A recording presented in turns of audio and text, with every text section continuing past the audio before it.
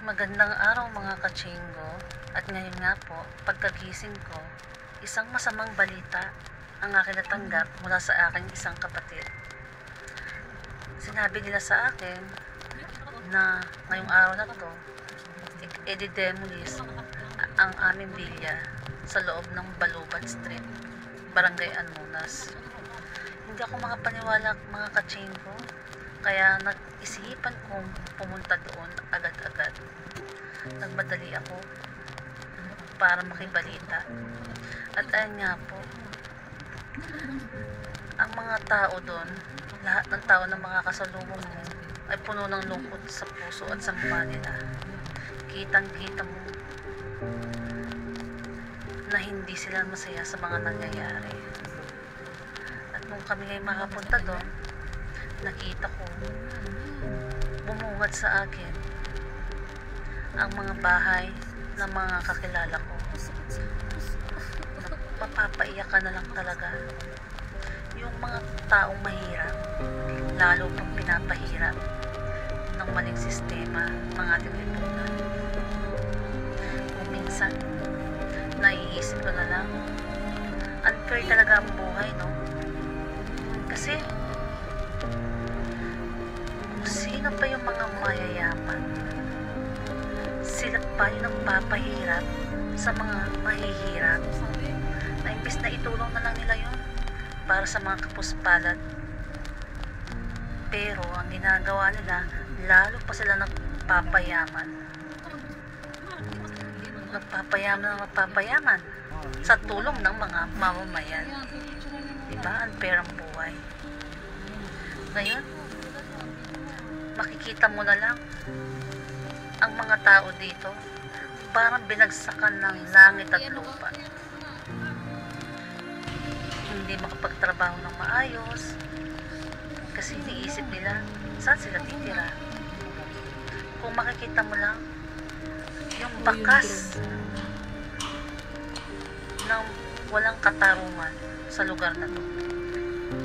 Daig pa ang ginera kasi makikita mo na halos wasak na at wala nang pag-asa na mabuo pa. Kasi nga inaangkin ng mga taong makapangyarihan. Inaangkin nila, ang dali-dali nilang gawin yung mga bagay na para sa amin pinaghirapan namin. Makikita mo sa lugar na to na inabandon ng mga residente dito.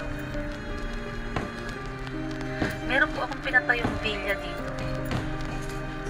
Pinatayo kong bahay dito ay para sa mga kapatid ko. Nakaluwag-luwag ako sa buhay. Sinikap ko na mabigyan sila ng kanya-kanyang bahay.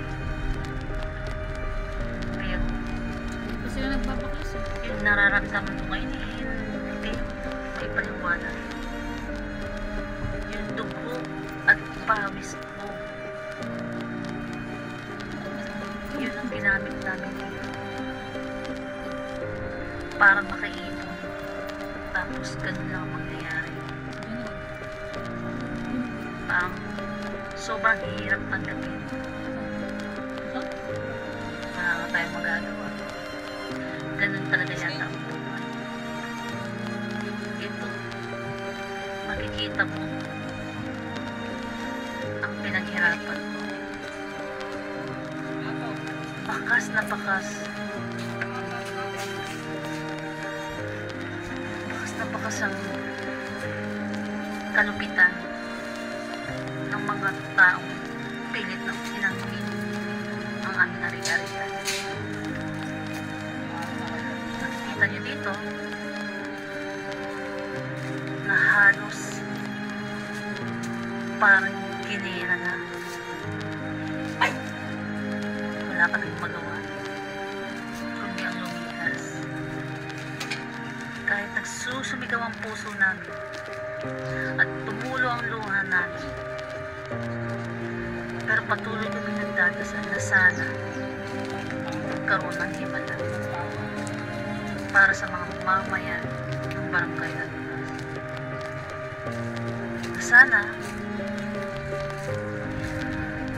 maipaglaban pa namin ito, or kahit maibalik na lang yung mga ginastos namin dito. Kasi ilang pamilya po, ilang mamayan po ang nawalan ng bahay sa lugar natin. May walang relocation. Hindi ano po saan pupunta. Hindi naman kami squatter. Lahat po ng titulo, meron po mailalabas ang mga farmers dito. Pero dahil bulok ang sistema ng Pilipinas, kahit hindi pwede, nagiging pwede pagdating sa mga may kapangyarihan. Ayan, kita nyo, hindi basta-basta, pero madalian nilang nakuha. Minsan, sasabihin mo na sa sarili mo na